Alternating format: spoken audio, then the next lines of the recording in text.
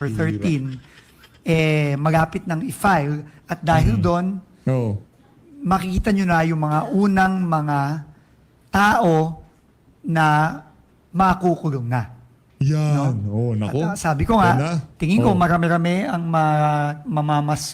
magpapasko sa Oh. kulungan Naku, in the next marami few daw. weeks and few months. No? Dahil nga, Naku, sa tingin ho natin, hindi ho nakinig itong si Vince Dizon doon sa naging interview nitong si Marcos Jr. Diyan sa Kuala Lumpur, Malaysia. Di ba sinasabi niya, hindi daw ho natin pwedeng madaliin yan. I-due process pa yan. Lalo na yung mga ghost project, i-due process yan. Hintayin ho muna natin na makalipad papunta ibang bansa yung mga sangkot dito sa mga maanomalyang flood control scandal na to. Hayaan ho muna natin na bunutin nila yung mga shit pile, linisin ho muna nila mga ebidensya at linisin ho muna ang kanilang mga salin. Itong si Vince Dizon talaga, oo. Di ba, July 28, nagsona tong si Bangag. July, August, September, October, November na. 3 buwan na, hindi pa rin sila nahihiya. Lang yan. Vince Dizon, wag ka kasi masyadong bida-bida, baka mabatukan ka ni Marcos Jr. niyan. Ang sabi ko kasi nitong si Vince Dizon, maraming magpapasko sa kulungan. Sino? Kung di rin lang naman kasama si Martin Romualdez dyan, tumigil ka, langyakang inayupa ka, di ba? Maraming daw magpapasko sa kulungan. Paano sila magpapasko sa kulungan? Maraming magpapasko sa Spain. Diba, ito ang banat nitong si Vince Dizon kaugnay dito sa issue na to. Kasi mga kababayan, para ang tingin nila sa mga sasambay ng Pilipino, para mga bata na kailangan bigyan ng candy, kailangan merong makulong para tumigil sa kakaiyak. Hindi ho ganun gumagana yun, Mr. Vince Dizon, Mr. Uban. Anak ng Petrang Garapata, mapanggang sa ngayong mga panahon na to, hindi pa rin malinaw sa inyo. Ang kinagagalit na sambay ng Pilipino, ang gusto nilang makulong, yung mga mastermind, hindi yung mga dilis at sapsap. Mga district engineer at contractor, wala kaming pakialam sa mga yan. Itapon nyo sa kulungan, wala kaming pakialam, pero hindi kami mabubusog doon sa mga inihahain nyo na yan. Si Aldico, akala nyo ba pagka nakulong si Aldico, hindi na nga naman pala makukulong, nandun siya sa Spain. Nagpapahinga siguro doon sa mga mansyon ni di ba? Oh, we are very confident na kulong itong mga to.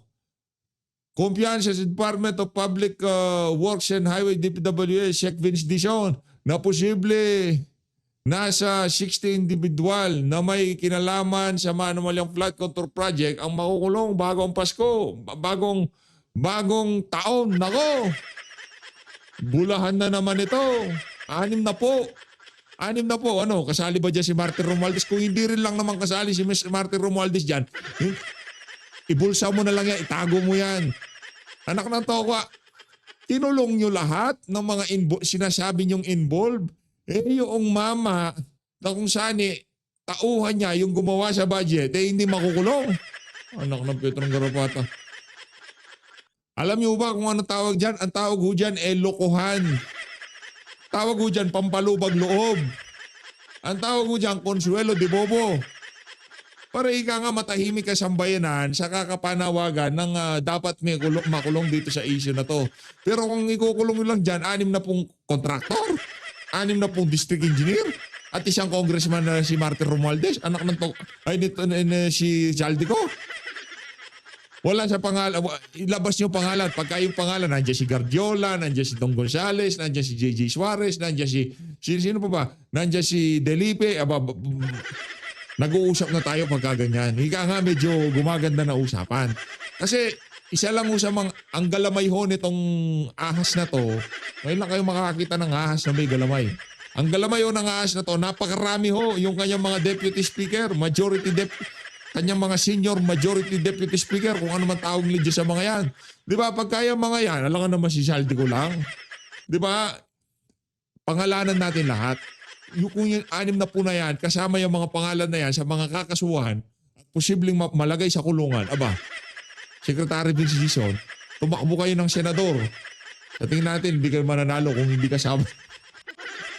Isama mo kasi pangalan ni Martin Romualdez para wala tayong problema. Ikaw talaga, Vince Dizon, oo. Ito, umpisa nun natin ang ating talakay. Wala ko tayong maraming pag-uusapan dito. Ika nga, sabat-sabat lang ho tayo. Dapat pangalan ng natin, Sabat TV, no? Yung sabat tayo ng sabat. yun yung reaction yun eh. Kaya nga nagre-react tayo eh. Oh, wag na tayo mag-react. Hayaan lang natin gumana yung video, di ba? Oh, diba? Kung gusto yung panoorin ng buo yan, nasa ano naman yan, nasa YT na. Oh, hindi tayo dito, Sabat TV tayo, Sabat TV. And again, game. Technology will prevent fraudulent projects and deliver his message. Nako. Let us hear the statement of DPWH Secretary Vince Dizon. Yan ang gusto ko. Good morning again, everyone. So first of all, on behalf of the Department of Public Works and Highways, gusto ko pong pasalamatan ang ating Philippine Space Agency. Inom ka na ano Brad, inom ka sa labat. Para yung boses mo medyo gumanda-ganda, no? Anak ka ng tawa, nawawalan ka na ng boses. Uy, naghahit na tong si Boy, oh. Akala niya siguro pag hindi siya naghahit, ipresenta niya sarili niya, yung bigote, tsaka balbasarado, eh. Naku, hardworking niya si Vince. Anak ng tokong hardworking. Pambira, oh. Asan na yung mga masisibak dyan sa DPWH? Asan na yung... Ewan ko ba dito, Kevin? So, Representatives led by the OIC, si Ma'am Gay, and my good friend, Deputy Director General Dennis Villarente, no, who I've worked with in many occasions, on many occasions in the past. So thank you very much.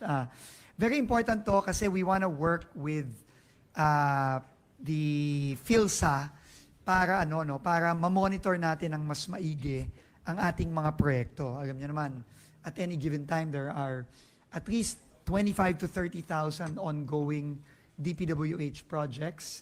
And kailangan gumamit tayo ng teknolohiya. No? And we want to thank the PhilSA kasi tutulungan nila tayo para ma-monitor natin. Para hindi na maulit itong mga nakita natin itong mga... anong kaibahan ng pag-monitor na yan via satellite doon sa geotagging? Secretary Vince, inuuror nyo na naman sambayan ng Pilipino dito eh. Tinanggal-tanggal ang geotagging nito sa administrasyon na to. Ngayon, ibabalik nyo din. Ginagawa yun nung panahon ni Tatay Digong. Hoy! Lang nga kayo ha. Anong kaibahan yung geotagging na yan dyan sa satellite, na basic na satellite na yan? So, talaga, buti na lang naghahit ka. Nagmukha kang baby Brad. mga nakaraang taon, nakaraang dekada na Oh. ginuloko lang tayo nitong mga ibang mga tao. Huwag mo na sabihin nagdaang dekada. Wala kang pakialam doon. 23, 24, 25. Kung mayroong problema doon sa nagdaang administrasyon, nagdaang dekada, tapusin muna natin. Itong pinakamalaking nakawan, pinakamalaking korupsyon na 3 taon sa ating bansa. 23, 24, 25. Solusyonan mo yon. Tapos, ipakulong mo lahat ng may kasalanan dyan. Pagkatapos nun, balik tayo sa panahon ni Digong, okay? Kanya ka, ha? Sa DPWH, no? Na unfortunately, dahil dito, talagang napakalaking pangloloko ang ginawa. No? So, Nako.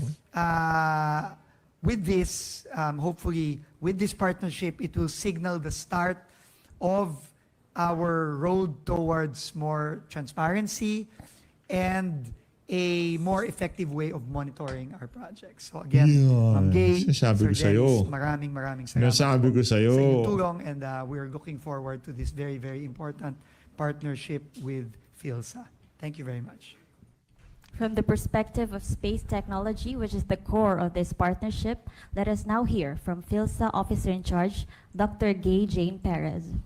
Good morning, everyone. Alam na to ka, imbis na yung mga natin, mga kababayan nating matatalino, magagaling sa magpalipad ng kung ano man yan, drone o rocket o dyan sa space, di ba? Imbis na ginagamit nilang kanilang kagalingan para ika nga ay makipagsabayan sa iba't ibang mga bansa sa larangan ng teknolohiya, larangan ng ika nga rocket scientist, di ba? Ang ginagawa ko ngayon nila, nagbabantay ho sila ng planto. Talagang yan. Bulahan na naman. Diba? O ito, magpapadala kami ng magnanakaw sa outer space. Kauna-una ang Pilipinong papadala namin sa outer space, magnanakaw. Yung hindi mo mga ganun ba yung papakinggan natin, di ba? Yung, ito, kauna-unahang launch ng rocket ng Pilipinas, di ba? Oh, yeah, kasi kasunod ng pagpapalipad ng racket na yun, kasunod na yan ng mga ika nga mga mga armas. Ano na lang naman ho yan mga kababayan eh. Kaya yung mga bansa na yan, ang gagaling ng kanilang mga armas panding meron ho silang kung tawagin space program. Diba? Yung pinag-aaralan lang kung paano magpalipad ng mga rocket papuntang outer space o kung saan pa man. Kasama ho yun eh. Ika nga yung pag-aaral na kung paano nila i-apply yan sa kanilang national defense eh. Pagpapalipad ng mga rocket, dadalhin sa outer space, surveillance, marami ho yan. Ang tayo ho, hindi yun ang ating pinatarget dito. Ang tinatarget ho natin, alam nyo, papalipad tayo ng rocket o kung ano man yan, babantayan natin flood control. Dahil nga, ang kakate ng kamay na itong mga politiko na to. Oh, good luck na lang sa susunod na generasyon.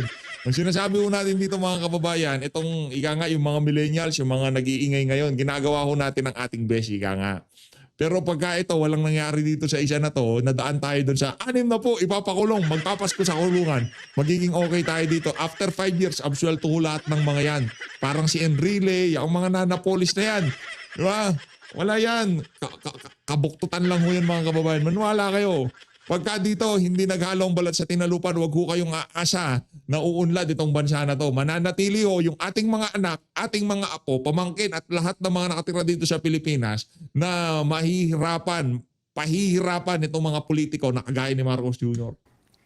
Secretary Vince Dizon, Sec. Vince! officials and Ikaw staff talaga, of the oo. Department of Public Works and Highways, colleagues from the Pagigil Philippine ka, ha? Space Agency, esteemed guests, and members of the media, magandang umaga po sa ating lahat. Today Yan. marks another important milestone on how we harness space science and technology to support good governance. Through this Memorandum of Agreement, the Department of Public Works and Highways and the Philippine Space Agency, or PhilSA, join forces. Philippine Space Agency, imbis na nagpapalipad ng rocket, papalipad nga naman sila ng rocket, kaso pagbabantay doon sa mga flood control. Problema yan matagal na yun, geotagging na yun eh. Diba makikita doon sa mga location na yun kung merong ika nga parang progress report sa mga ginagawa. Ano yun? Ikaw talaga, Vince, binobola mo na naman kami yan. Satellite imagery in making information in infrastructure project more accessible and transparent to the public. By Yan. doing this, we empower citizens to see progress on the ground from the vantage point of space. Kasali ho ito sa pambubola nila. O yan, taong bayan na, inobliga pa tayo magbantay na itong mga walang yang to. Okay lang, sige, bantayan na namin. Ano naman namin yan eh, buwis naman namin yan, di ba? O babantayan namin, pero pagka magnanakaw, kahit anong gawin mo, magnanakaw at magnanakaw yan. O paano, pagka doon sa satellite imagery ng mga proyekto na yan, nagagawa nga substandard naman. Sa ayon sa gusto natin, pagka hindi nagkaroon ng talagang pagbabago dito sa sistema na to, patuloy lang ho tayong uururin ng mga walang yung politiko na yan. This initiative Ang yan. aligns with the Philippine Space Policy's goal of using space technology to promote accountability, efficiency, and innovation across government. For PhilSA, this partnership reflects the heart of our mission to bridge space to society, to make space data meaningful for communities, and to help government agencies maximize the benefits of our national space capabilities. We will be working closely with DPWH in developing tools for infrastructure monitoring, resource accounting, and project validation using satellite remote sensing, artificial intelligence, and geospatial analytics. We also recognize that this effort goes beyond technology. It is about trust in our institutions, Yan. trust in public service, and Ayan, trust oo. in the Filipino Sabi people's ko na right eh. to information. Sabi ko na nga ba binobola mo lang kami, Vince. Dahil ikaw ang DPWH Secretary, gumawa ka na naman ng panibagong gimmick.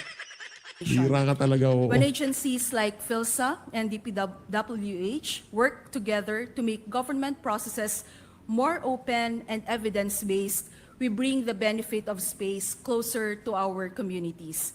On behalf of the Philippine Space Agency, I thank Secretary Dizon and the DPWH team for their openness to innovation and for seeing the value of space data in advancing transparency and accountability.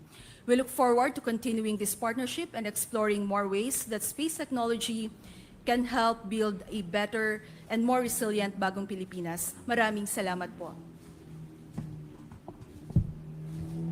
The documents are now ready for signing. We invite our principals to formally affix their signatures on the Memorandum of Agreement. We also recognize the officials signing as witnesses, DPWH Undersecretary Rico Bernabe III and PhilSA Deputy Director General Dennis Villorente.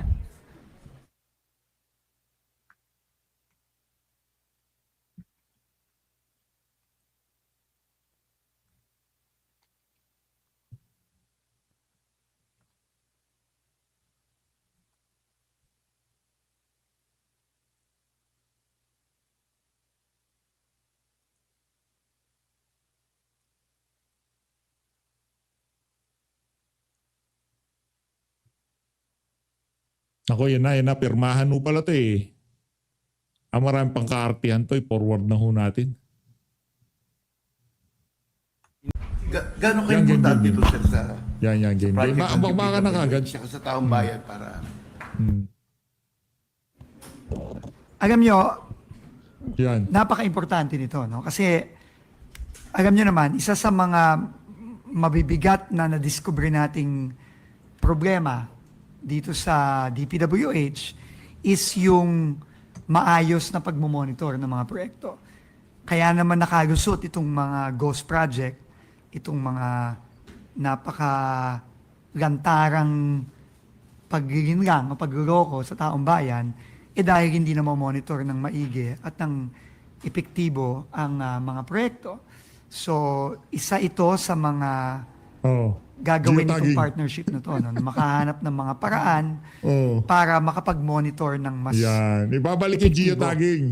yung mga proyekto ng DPWH. No? Mm. Hopefully, ang teknolohiya na Oo. dinadaga ng PhilSA ang magbibigay talaga ng tulong sa DPWH para ma-monitor natin ng maigi ang mga proyekto. Yan. Pilsa lang ang solusyon. Pilsa lang. Thank you po. Pilsa lang sa kalam. ang unique data po na binibigay natin dito ay mga imahe kuha ng mga satellites natin. So sa pamamagitan po nito, we can quantify. Imbis na binabantayan yung mga, yung mga kung ano yung mga posibleng maging threat sa atin, yung mga umaali-aligid sa ating bansa, yung seguridad ng ating bansa. Ang binabantayan ho nila yung mga flood control. Ibang level ho talaga tong ano na to, ang administrasyon na to, kakaiba. At makikita natin ng walang biases yung nasa on the ground, yung ating mga proyekto. And with satellite imagery and space-enabled information, madalas din po or frequent din yung ating pag-monitor. So sa loob ng isang taon o dun sa life cycle ng isang proyekto, pwede natin tong makita ng maraming beses po. So simula nung kinoconceptualize pa lang yung sa start ng project, habang ginagawa ito at hanggang makumpleto yung proyekto. At yung maganda po dito, yun nga, no, quantitative means of monitoring. So hindi lang po tayo nag-estimate o nanguhula nung kung gaano nakalawak, gaano nakahaba or kalapad yung ating mga proyekto. Ito po ay pwede nating masukat gamit yung ating mga satellite imagery and space-enabled products. Thank you. Yan bang ano na yan, mga satellite imagery, masusukat ba natin yung sheet file kung gaano kalalim yung ibinaon? Sabi kasi ni Vince Dizon, yung dadalang teknolohiya nitong PhilSA na to PhilSA ba? Ito na yung kasagutan. Ito na yung ika nga silver bullet na para matapos ang korupsyon. Kalokohan dito sa mga, siguro dun sa mga ghost pwede yan. Pero pagdating sa kalidad, ano pa rin ho yan, sa ayaw sa gusto mo, Vince, magtrabaho ka, walang nga ka. Sibakin mo yung mga dapat sibakin. Huwag ka puro press release. Nakatagtaw ka, puro ka press release, wala nang nangyari. Yung mga kailangan makulong. Ganyan Morning po, Andrea Taginas from ABS-CBN News. Ma'am, yung technology po ba nito, is it available already or will you need time to work it out din with DPWH to get it up and running? Siguro ako muna. So, itong start pa lang ito, no? Itong pagpirmahan na to, kasi government agency din ng PhilSA, no? This memorandum of agreement will now make it easier for us to work together and develop the monitoring tools that we desperately need to effectively monitor our projects with minimal or zero human intervention. Yun kasi ang critical, di ba? Kasi nakita natin nung nakaraan, may teknolohiya nga, pero minsan namamanipula no, ng mga masasamang tao, no, na gustong Hindi, dapat huwag mo na sabihin mga masasamang tao. Dapat sabihin mo mga kasama ko. Huwag mo na sabihin sa amin na mabubuting tao yung mga kasama mo, anak ng tokwa. Si Marcos Jr., mabuting tao ba yan? Masamang tao yan. Kung mabuting tao si Marcos Jr., dapat dyan, doon si sinabi niyang mahiya naman kayo, tinaob niya yung podium na pinagsasalita niya. Kasi tinutukoy niya yung mga tao, nakausap niya. Alam niya na ang may problema yung kongreso na kung saan siya nagsasalita. O mabuting tao ba yung ganon? O baka sabihin mo rin sa sarili mo yan, masamang tao. Kasi kung mabuting tao ka, anak ng tao ka, mabilis pa sa alas 4, nag-resign ka eh. Kasi alam mo, kahit anong galing mo, hindi mo kayang solusyonan itong problema na to, Brad. Yung mga pa-press con mong yan, walang kwenta yan. Alam mo sa sarili mo, walang kwenta. Kahit yung trabaho ginagawa mo na walang kwenta. Alam mo, Brad, huwag mo tayo maglokohan dito. Alam mo. Pero pinipilit mo pa rin na kesyo geotagging, kesyo bago magpasko makukulong. Sino? Ang tanong sino? District engineer? Kontraktor? Pambihirang yan. yung totoong status ng proyekto. So, yun ang gusto namin sanang makipagtulungan sa PhilSA na minimal if not zero human intervention yung pag-monitor. Pero si Doc Gay can maybe talk more about it. Idadagdag ko lamang, no, we will start with what we already have. So meron po tayong mga archive data and also maximizing pati na rin po yung mga libreng satellite images na na-access natin. Now, importante po ito kasi nagbibigay ito ng historical context or information. We can go back several years ago to see kung ano nga bang nangyari doon sa mga proyekto natin. Now, as Sec Dizon... Babalik tayo 2016. Historical data eh. Anak ng tokwa, iuwi mo yan, Vin. Sabi ko naman sa'yo, historical data mo, ibulsa mo yan, wala kaming pakialam dyan. Solusyonan mo, kaya nandiyan ka, solusyonan mo yung 23, 24, 25 budget ng DPWH kung saan napunta. History ka ng history. Malinis na yung salin ng mga congressman, walang yaka. Yung isa nga, nasa Spain na. mentioned, tayo po ay makikipagtulungan with DPWH to develop it further, to develop the tools, at yung mga bagong mga imahe or satellite data na i-acquire natin, gagawin po natin ito kasama ang DPWH para makita naman yung kung ano na yung nangyayari sa kasalukuyan. Sir, good morning. Lawrence Tanhoco, Radyo Pilipinas. Sir, may gantong similar project or ang DBM. Ano pong difference nito doon at paano kayo magkakaroon ng coordination kung meron man? Thank you po. Ito po ay complementary efforts po dun sa DINE, Project DINE. Ang Philippine Space Agency ay katuwang din po nung DBM dun sa proyekto na to. So ang kagandahan po nito, nagkikita-kita po yung mga iba't ibang ahensya. No? We have Project DINE, we have the Transparency Portal with the DPWH. So ang ibig sabihin po is ma-optimize natin yung mga resources natin. Kami naman po ay coordinating with each other. Isa na lang po follow-up sa PhilSA, ma'am. Meron pa po ba kayo ibang agency na katuwang dito? Like for example, sa DepEd, moving forward, yung mga classrooms nila and other government agencies po? Thank you po. No? For infrastructure monitoring po, katuwang na din po natin ang Department of Agriculture. Meron din po tayong agreement with BAFE on monitoring farm-to-market roads. So I think it's part din po dun sa mga infrastructure. Yun naman pala mo farm to market. Importante yan. Huwag tayo sa flood control. Di ba, Vince? Sa farm to market tayo. Na minomonitor natin dito Yan. with DPWH. With DepEd naman po, makikipag-usap din po tayo sa kanila sa pangangailangan nila sa pag-monitor naman ng mga classrooms and other facilities po. And similarly with the other government agencies din po. Next question is from PTV4. Bernard Ferpo, PTV4. Ilang proyekto po ba yung tinitingnan natin or imo-monitor natin using the satellite of PhilSA? And ano pong mga klaseng proyekto yung kailangan nating i-monitor and kailan po ito posibleng maging accessible sa publiko? Ay, Bernard. Oo, no? So, nagwo-work na tayo with PhilSA actually the past couple of weeks. Hintayin na lang siguro natin kapag ready na. Pero lahat ng proyekto ng DP, lalo na yung mga ongoing, ang magiging priority dito. And by the way, sa mga ongoing, kasama na rin dyan yung mga classrooms, kasama na rin dyan yung mga farm-to-market roads, kasama na dyan yung mga ospital. No? So lahat yan, no? Isasama natin initially dito sa ating agreement with PhilSA.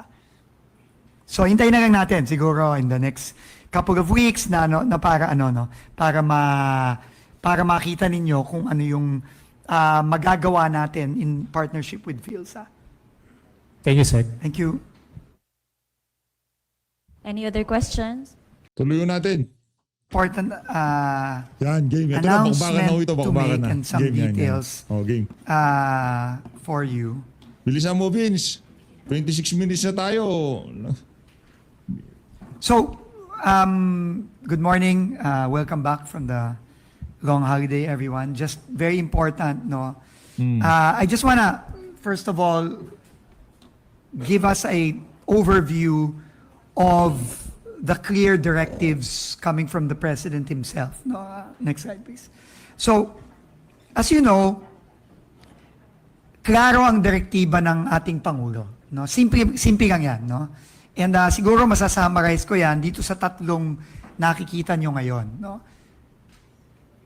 Ang sabi ng Pangulo natin, kailangan bilisan na natin ang pananagot ng mga dapat managot.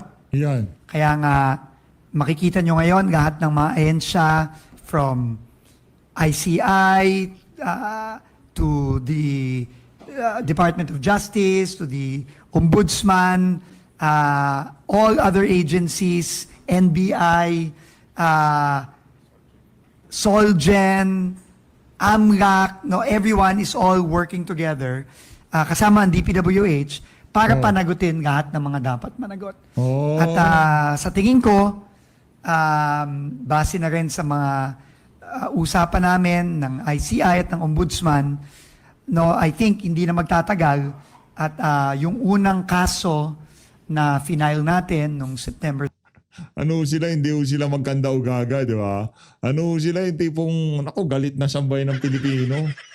Ano talaga ayaw nila itong mga nangyayari na to di ba? Kaya ngayon itong si Vince Dizon, binanggit niya na lahat ng ahensya ng pamahalaan, pati yung salim pusa, ay sinama na niya yung yung ICI wala namang bilang yun Wala namang kwenta yun. Pinakabasurang komisyon. Di ba? Independent commission. Wala namang ano lang naman sila, recommendation lang sila. Wala naman talaga silang kwenta, di ba? Kaya pinakamagandang gawin dyan sa commission na yan, basura na yan. Unconstitutional talaga yan. Bigay nyo na.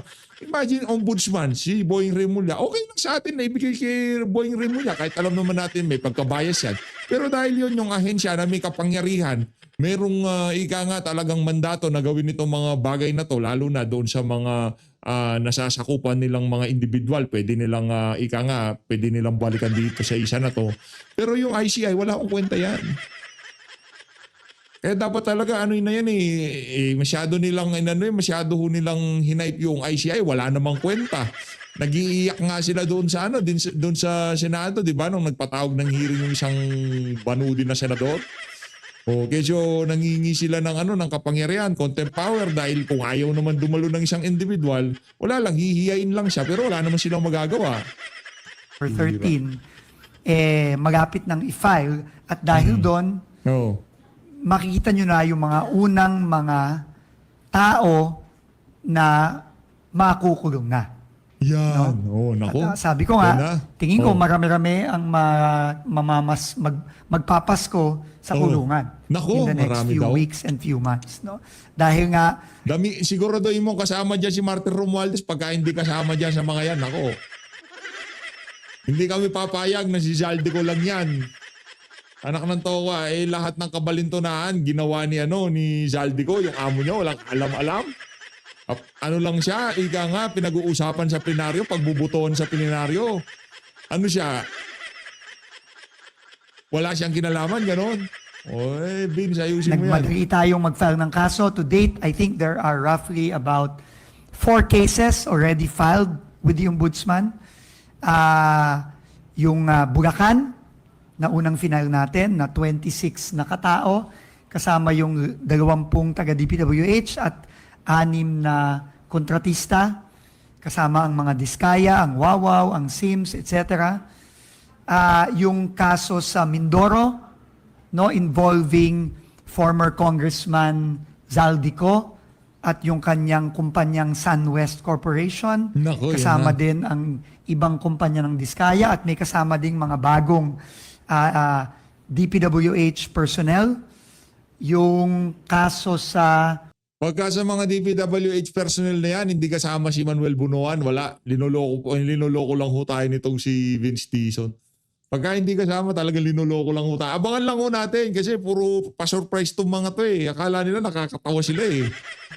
La Union involving Silver Wolves Corporation na sinasabi nga na ni Mayor Benji Magalong at sinabi na rin ng ating ombudsman na may links kay Congressman Eric Yap, no? Yeah. At iba pang mga opisyal ng DPWH, ibang opisyal na naman 'yon. At yung sa Davao Occidental Yan, Davao. na St. Timothy ng mga Diskaya Oh, ulit yan, na yan. binid out noong 2021 at binayaran ng buo noong 20 Teka lang! Yan na naman eh. 2021 ka na naman eh. Ang daming kabalbalan dito. 23, 24, 25. Ba't walang Ilocos Norte dyan? Tangya talaga to. Binanggit mo lahat ng Rion. Walang Ilocos Norte. Meron din daw trabaho doon yung mga Diskaya eh. 2022 kahit na wala man lang anino ng proyektong nandun. Yeah, Kasama sige lang. nung mga taga-DPWH yun, kasama nung district engineer doon na si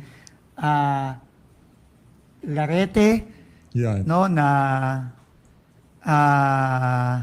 pasintabi na lang po at medyo namura ko on live television dahil doon sa nangyari noon, no, doon sa sagot na binigay niya sa akin na binayaran niya si St. Timothy kasi daw nangako sa kanya na tatapusin naman daw. Pero obviously hindi naman ginawa, no? At ngayon lang silang Agosto nagsimula ng trabaho noon. So 4 na kaso 'yon. No, hindi pa diyan binibilang yung mga fraud audit referrals ng COA na I think umabot na ng 17, if I'm not mistaken. COA is 9. And then meron pang mga iba, no, na mga kaso. So talagang binibigisan natin ito, no, ayon sa utos ng Pangulo Bilisan na nyo dapat lang. managot at makulong na itong mga dapat managot habang Meron kayong ano dyan kasi meron kayong meron kayong palugit dyan. Pagka hindi na satisfy ang sambayanan, ay malapit na mag-rally. Nako, ito si Marcos Jr. magpapanik na. Di na malaman kung ano gagawin niya. Kaya ngayon, from due process, hindi pwedeng madaliin. Baka makatakas sila pagka na technical o kung ano pa man. Ngayon, binibilisan na. Di ba? Vince, mali-mali na yung amo mo. Di niya na alam mga pinagsasabi niya. Nung una sabi niya, di pwedeng bilisan kasi baka ma-technical, makalaya tong mga to. Ngayon naman, bibilisan na. Ano ba talaga? Gulo niyo. nakafile ang mga iba't iba nilang kaso sa ating mga korte.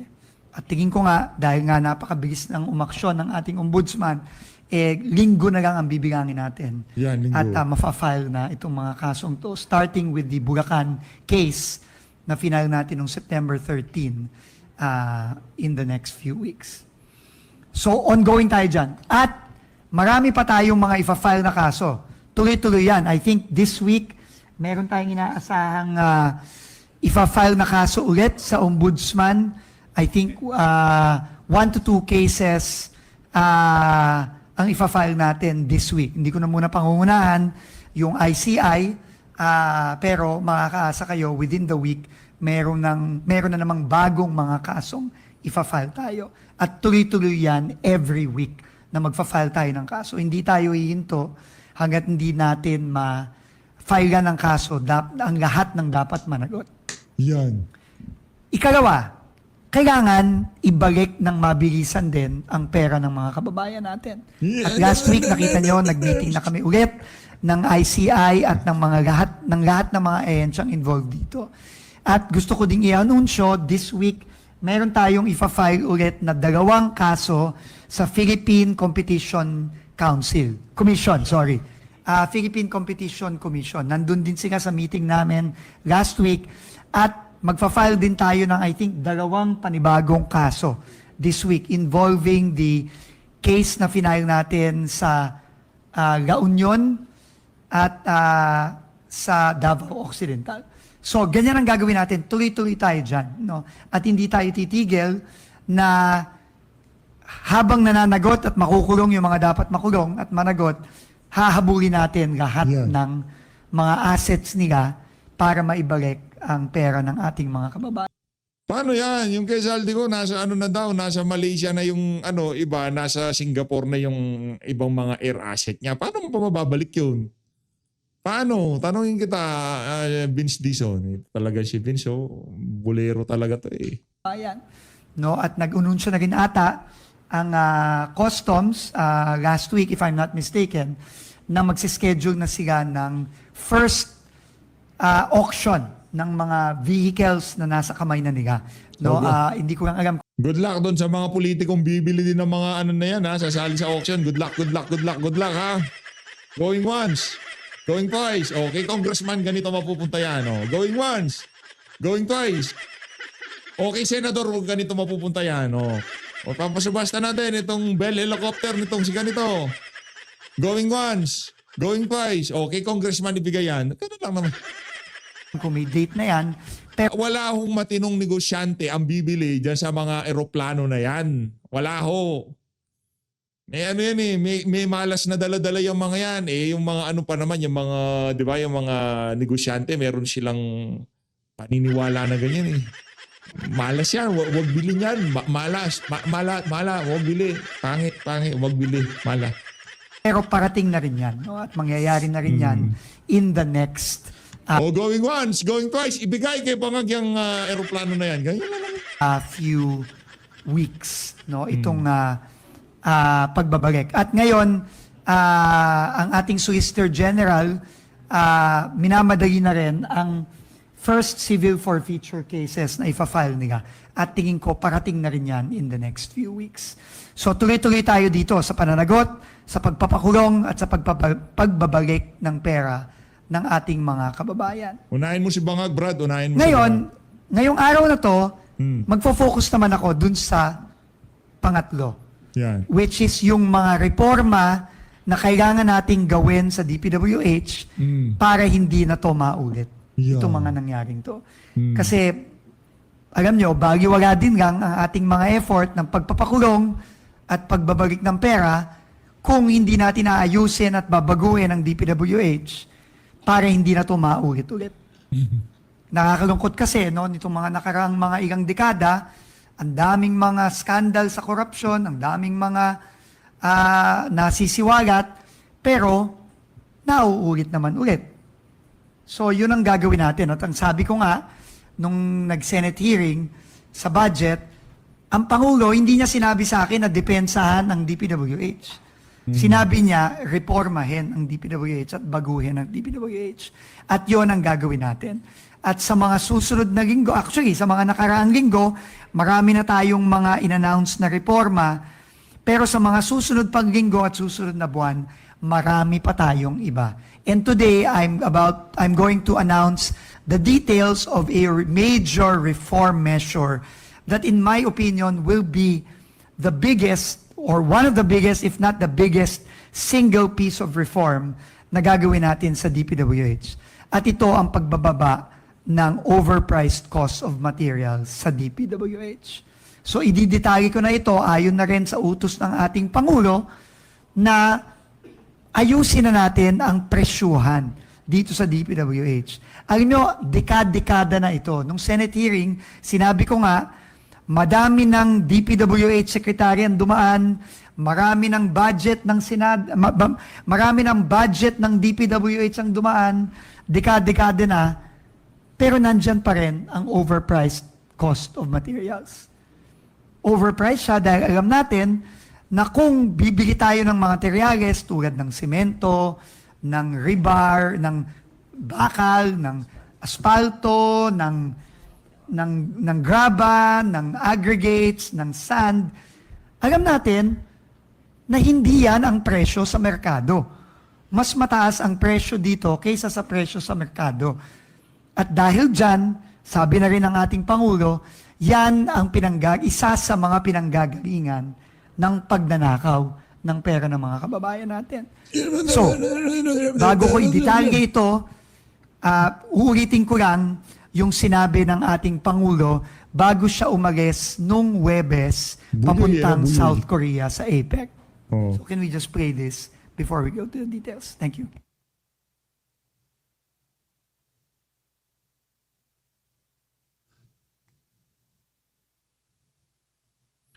Wala naman hong kwenta yan, i-forward na ho natin. So ulitin ko yung sinabi ng Pangulo. No? Ulitin mo lang. Real Brad, ulitin mo lang. change, lasting change.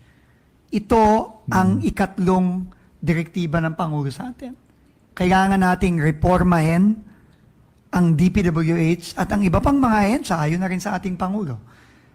At ito ay gagawin na natin simula ngayon. This has never been done before to this extent. Ngayon. Ngayon pa lang. Tagal nyo na dyan. 3 taon na amo mo, Brad. Ngayon pa lang. No? And I am here to give you the details of the initial pa lang ito bringing down of the cost of materials starting with cement, asphalt, steel, gravel, sand, and other aggregates. Wala pa yung mga architectural finishes, meaning yung pagpapagawa ng mga classroom, wala pa yon. Wala pa yung bubong, wala pa yung pagpipintura ng mga classroom, pag-aayos ng mga ospital, wala pa yon. Ginagawa pa natin yon ngayon.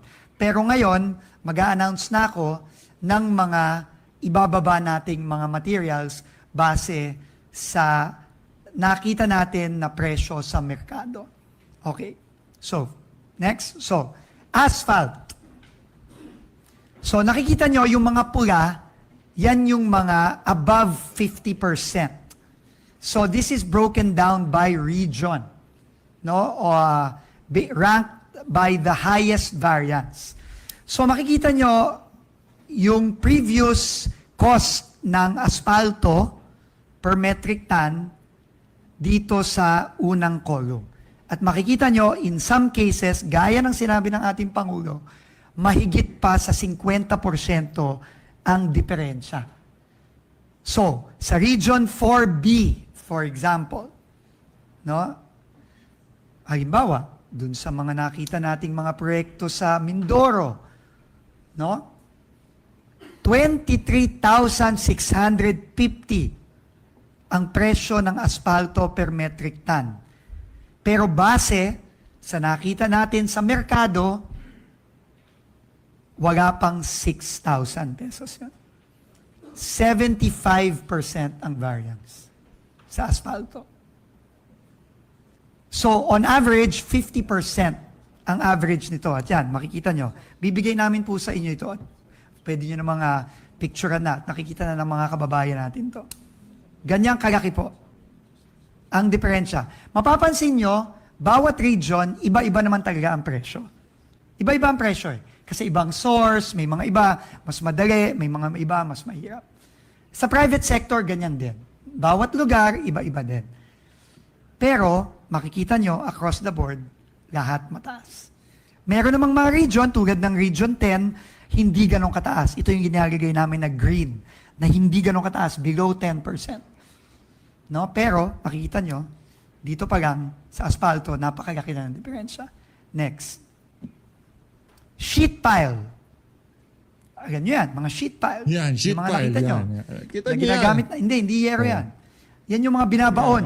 Babaon Yan yan. yung yan yung nakita natin sa Oriental Mindoro, halimbawa. Yan, yan yung, Na binaon pero maigsi. Yan, Imbes yan. na 12 meters, 3 meters lang. Yan. Oh. Again, sa mga ibang regions, tulad ng Caraga at Region 12, above 50% yan. No? On average, it's 36% ang diferensya para sa sheet pile. So makikita nyo, no? Napakalaki ng diferensya, no? Sa iba't ibang rehiyon. Next. Gravel, grade 1. Graba. No? Makikita nyo, ganun din. No? Mm. Makikita nyo yung mga malalaking diferensya. Ang Region 13 at Region 4B ulit. No? From 1.6 sa Region 13, 601 lang. 62.5% variance. Sa Region 4B, 1.4, pero 606 lang. 57.7% variance. Average. Pero makikita nyo, meron din namang hindi ganun kalalaki. Like Region 11, Region 1, no, 9.4% lang sa Region 11. Sa Region 1, 9.13% lang. Sa Region 4A, 3%, Region 10, 1%, Region 8, 0.59%. Meron namang hindi ganun kasama. No? Pero, marami ding mga napakalalaki. Next. Sand. Ganun din. No? Dito naman, NCR naman. No, 1,314. Pero, nakakita tayo na 450 lang. No?